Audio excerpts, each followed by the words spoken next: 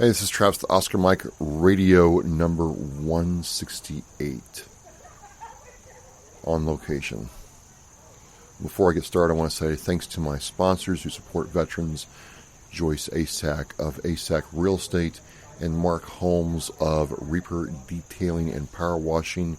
Don't get clean, get Reaperfied.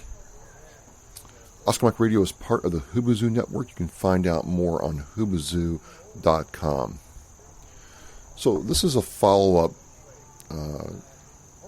to an earlier podcast I did where I talked to Ken Baderser, Jerry Lynch, and Armand Perot. Jerry and Armand are Vietnam-era veterans who served in Vietnam. Ken is the Veterans Service Officer for the city of Attleboro, Massachusetts.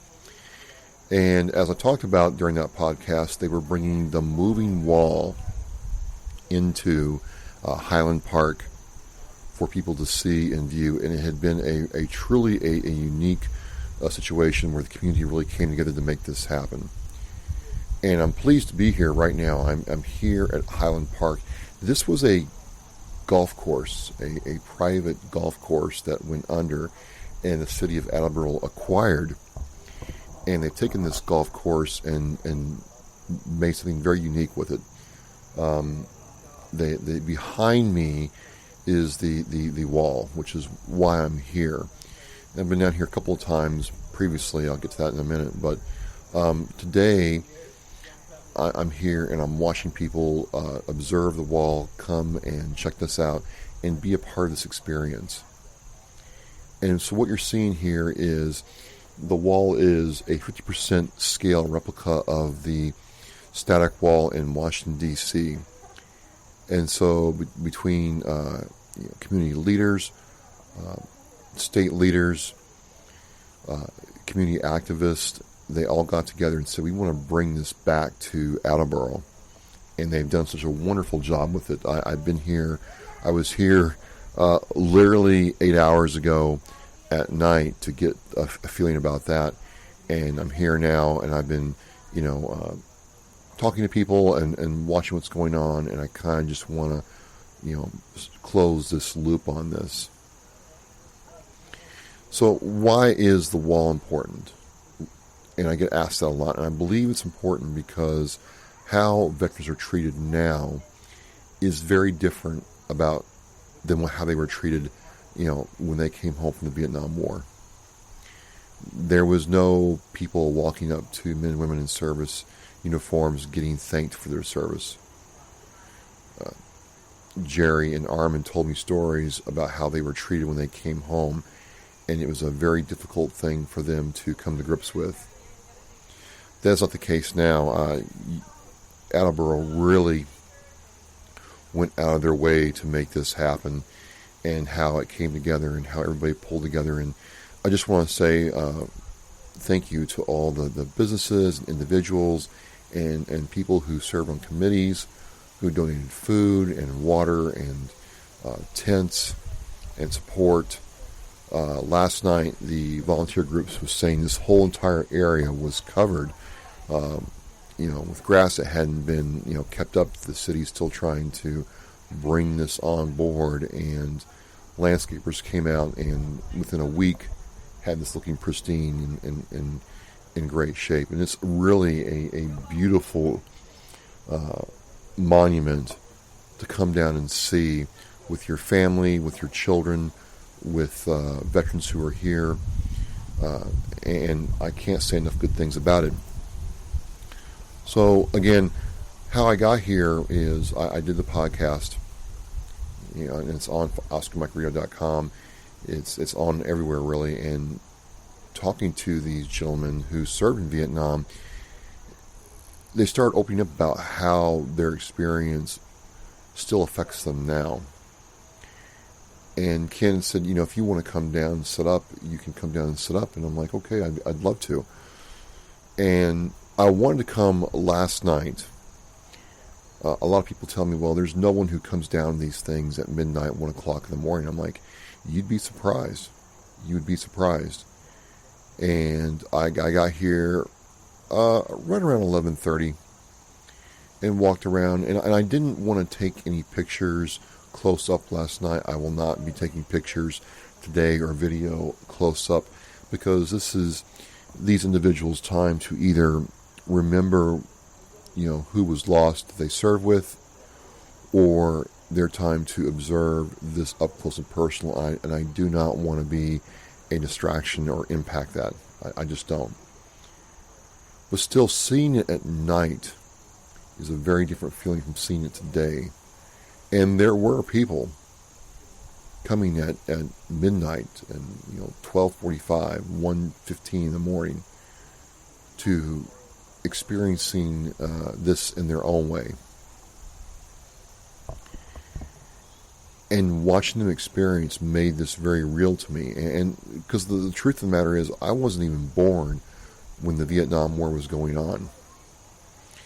And also, I've had to really reflect, because I've said this before, is a lot of what my children know about Vietnam is not from history taught in school, or even me talking about it.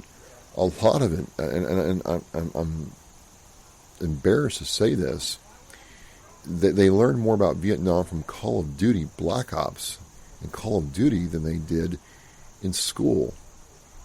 Like, they don't understand why some veterans have an issue with, Jane Fonda. And they're respectful, and when they're exposed to this, they're all over it. But it's not really a thing to them like it is to other people. So it's really encouraging to see parents bringing their children down today to watch this. It's really encouraging. But I wanted to come last night to show the contrast in the wall at night versus day. And there were volunteers here. By my count, there were 8 people at 1 o'clock in the morning ready to provide assistance, whether that was, parking, logistics, restrooms, so on and so forth, and helping you find the name on the wall. And a lot of people need help around that. So if you had a name, and I did, they were able to tell me right where it was. And they were happy to be here. This wasn't just something they had to do or felt like they were roped into doing. They wanted to be here last night. They were members of the Attleboro community, and they wanted to show people that they cared. And these volunteers are not getting paid. There's no compensation. It's just simply a way for them to be connected with this event. So, again, I'm down here at Highland Park in Attleboro, Massachusetts. The wall was here from the 26th of September to the 30th. And, I got here on Thursday for the ceremony. And, usually I'm very prepared, but Thursday I was not. I did not check the weather. It was absolutely pristine like this on Thursday morning. I thought, I'm fine. I have nothing to worry about. It's all good. There's no way this is going to be a bad day. And as I'm driving up 495 north to 95, I started noticing the clouds roll in, and I'm like, oh man. This can't be New England. There's no way it would rain during this thing. So I get down by the tents, and the tents are over to your left if you're watching the video. I think I got that right. And 5 minutes into this, it started pouring. I get absolutely soaked to the skin. It was something else. Well, I didn't mind. I didn't mind because there had to be 200 to 300 people here. And all the politicians and the military veterans speaking spoke from the heart about why this was important and why doing this for the city and for veterans is still important. And I think that the moment that really hit me was watching all the veterans. They had the veterans marching across the grounds to open the ceremony, and they're getting rained on. And these aren't young guys like me, right? These are guys, older than my granddad's age, and they were proud, and they stood erect, and they were honored to be there. And it didn't matter if it was raining. It didn't matter if the weather was bad. That moment really made it personal to me, and I was pleased to be a part of it. And a little funny story, they had the Army National Guard there with some howitzers, and they did a 21-gun salute, and I was told last night that the 21-gun salute, when that went off around 6:45, a phone call started lighting up the 911 center. People thought there was some kind of crazy thing going on, and I guess the whole committee had taken great pains in the papers and the TV or whatever to tell people that, hey, the thing's going to go off. But people didn't pay attention, but they did that night, and I kind of chuckled because they're not that big. I mean, you hear a 105 go off, that's big. That makes an impression. But still, it was a good time, even with all the rain, and we certainly enjoyed the whole process. But as we got into last night, it just kept coming back to me over and over again from talking to the volunteers of how pleased they were to be a part of this, and what an impression it made on them that not just the volunteers, the committee went out and did this, but the entire city came around this to make this happen. So hats off. A lot of times there's many people that work in the background and never really get any credit. And not that they're looking for any credit, but I want to take this opportunity to thank you for all the hours and sacrifices of personal time to making this event great. So I'm down here. I'm in the gazebo set up. And I'm a little bit away from the action, if you will, but that's okay, because this is, I feel that I'm being brought in as an observer. I want to observe this and tell you all about it, and that's fine. I really did not want to be an imposition in any way, shape, or form today or yesterday. And I might come back tonight. I might run my motorcycle down here later this evening to kind of see it one more time. But how do I feel right now? Well, first of all, the weather is absolutely pristine. And people are coming out in droves. I got here around right at 8:45, 9 o'clock, and it was not that much activity. But as the day has gone on, people kind of been coming in waves. You can tell they've gotten up, had their breakfast or dunks, and they're checking this out. So people come in, they walk around, they go up to the tents, which again are further down on your left if you're watching this, and there's volunteers. There's shirts for sale. I'm wearing this shirt.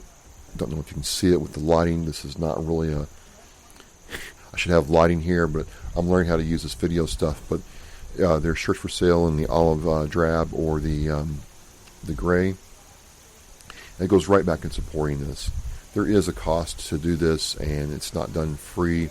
And what I mean by that is coordinating all the efforts around putting this on. So what I'm trying to say is it's just been very surreal to watch people walking through this and enjoying this. And one of the things that really sticks out to me is I've seen the wall in D.C., and it's just big. It is, for what it is, there's over 58,000 names on that wall. It is a big structure for what it is. And I've seen there's another wall that goes around, and it's a 75% scale of the one in Washington, D.C.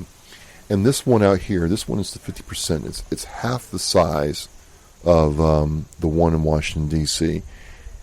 And for whatever reason, when I saw this wall versus the other two, they all three make an impression on me, but this one, even though it's smaller, really brings you in. You have to really get close to the wall and look at it closely to see names on it. So for whatever reason, this wall made a really profound impact on me versus the other two. And the other two made a huge impact on me. I mean, seeing that wall in D.C. and understanding that there are actual names there, and every name is a person who's either killed in action or missing in action, or was a POW. Well, I take that back. I'm not sure POWs were put on the wall, as you were, but MIAs and KIAs definitely were. Just to see it now, and to see the POW flag there and our flag and the Massachusetts, flags around, it's just been incredible. And again, why is this important? Why would people take time out of their day to come see this? I think it's a part of our history that wasn't very flattering. We were a very divided country. Some people would say that we're divided now. I'm not so sure about that, but it was not a very flattering, a dark time in our past. And I think we're seeing that there's been more and more effort made to allow Vietnam-era veterans to have the same kind of, not time in the spotlight, that's not the right thing, but to be recognized for their service. Thank you, that's what I want to say, recognized for their service. And by being recognized for their service, we are telling them that they're not forgotten. They're not forgotten, they're not put on the bookshelf of history, that we're going to take effort to remember what's going on. And it was really, really interesting. The volunteers last night told me that the school children, like Attleboro, made sure that they brought school kids from every school in Attleboro through this, so they could see this as a monument, like a real history class that they could see and experience. And so again, hats off to Attleboro for doing that. And by doing that, we don't forget these veterans who served, who were largely ridiculed, mocked, ostracized when they got back home. And by doing that, we're trying to make sure that they're never forgotten again. So again, this has made a profound impact on me. I've really, really enjoyed the process. Just again, a couple of the people that really, worked with me on this was the Attleboro Veteran Service Officer Ken Baderser. Made sure I had all the information I needed and coordination for me to come down. And I'm just a very, very, very small part of this, extremely small part. I didn't really do anything to make this happen, but it's certainly been a privilege to be here to talk about it. I want to say thanks to Scott Dominici, who served on the committee, and I know Scott, and Scott wanted to make sure that I was there on Thursday night, and he tried getting the umbrella over my head, but getting anything on my head is a challenge on any day of the week, Scott. So again, thank you for all your efforts on this. And then last night, all the people I talked to, Brianna, saw me and said hello, and we started talking. She introduced me to other volunteers who, started talking to me a little bit. And I'm going to put some of those clips at the end of this video so you can see that if I get that worked out right. But even if I don't, it's just been great to see. And so if you're watching this and, or you're checking out the podcast and a wall comes through your city, whether it's this wall or another wall, or you're in Washington, D.C., and you get a chance to see something like this, please, please, please make the time to go and check that out. Make the time to understand that each name is a family member that will not ever come home and did not come home. And it will change your life.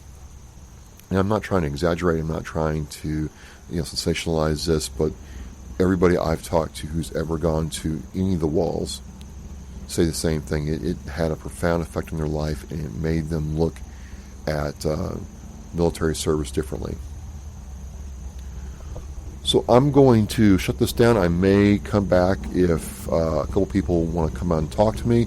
So people are kind of walking by like, what's going on there, but that's fine.